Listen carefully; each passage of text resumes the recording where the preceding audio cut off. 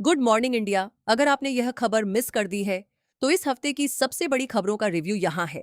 पहली, भारत को ऑफिशियली नक्सल हिंसा से लगभग पूरी तरह से मुक्त घोषित कर दिया गया है। होम मिनिस्टर अमित शाह ने 60 साल पुरानी माओवादी बगावत को खत्म करने के लिए 31 मार्च की डेडलाइन तय की थी, जो कभी 18,000 स्क्वायर किलोमीटर से ज्यादा में फैली हुई थी और जिसमें लगभग 20,000 लोग मारे गए थे। 2014 में जब मोदी सत्ता में आए तो 10 राज्यों के 106 जिले नक्सल प्रभावित थे। ये संख्या अब घटकर मुट्ठी भर रह गई है। अकेले 2025 में 270 नक्सलियों को मार गिराया गया, 680 को गिरफ्तार किया गया और 1225 ने सरेंडर किया। शाह ने पार्लियामेंट में ऐलान किया, नक्सल हिंसा के दिन खत्म हो गए हैं। ये सच में ऐतिहासिक है। दूसरी, 28 मार्च को पीएम मोदी ने जेवर में नोएडा इंटरनेशनल एयरपोर्ट का उद्घाटन किया, जो भारत का सबसे नया और सबसे बड़े एयरपोर्ट में से एक है।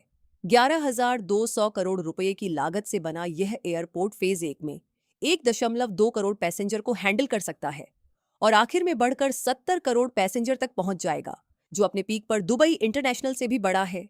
मेरठ, आगरा, अलीगढ़, मथुरा और गाजियाबाद जैसे शहरों को आखिरकार वर्ल्ड क्लास एयर कनेक्टिविटी मिल गई है। फ्लाइट्स अप्रैल के बीच में शुरू होंगी। मिडिल ईस्ट की लड़ाई अब भी खत्म नहीं हुई है और इंडिया को इसका बहुत बुरा असर पड़ रहा है। रुपया डॉलर के मुकाबले 94.81 के ऐतिहासिक निचले स्तर पर आ गया है।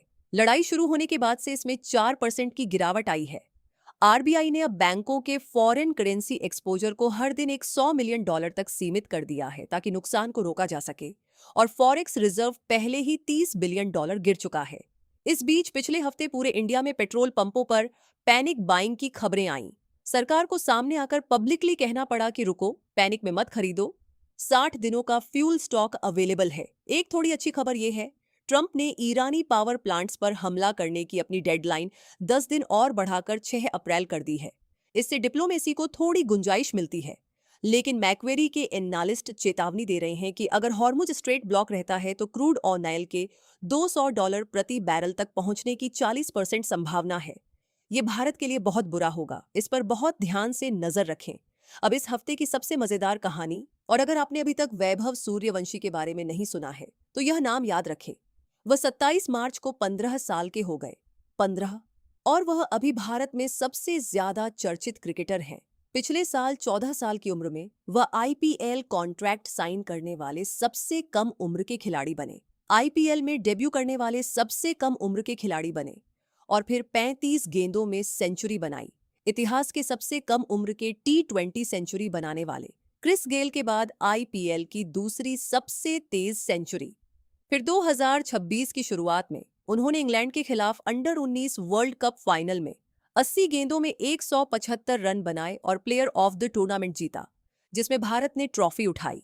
अब आईपीएल 2026 में राजस्थान रॉयल्स के लिए खेलते हुए उन्होंने सीएसके के खिलाफ 17 गेंदों में हाफ सेंचुरी के साथ शुरुआत की है। पुराने भारतीय क्रिकेटर उन्हें सीनियर इंडिया टीम में जल्दी से शामिल करने की मांग कर रहे हैं। वह अब एलिजिबल है। वह 15 साल के हो गए हैं। क्या वैभव सूर्यवंशी सबसे कम उम्र के भारतीय इंटरनेशनल क्रिकेटर के तौर पर सचिन तेंदुलकर का रिकॉर्ड तोड़ सकते हैं? बातचीत पहले ही शुरू हो चुकी है। ये इस हफ्ते की आपकी जानकारी है। याद रखें कि हम YouTube पर एकमात्र न्यूज सोर्स हैं जो बड़े न्यूज चैनलों द्वारा छिपाई गई असली सच्चाई के लिए छिपे हुए सोर्स को स्क्रैप करते हैं। सुरक्षित रहें, अलर्ट रहें। कल मिलते हैं।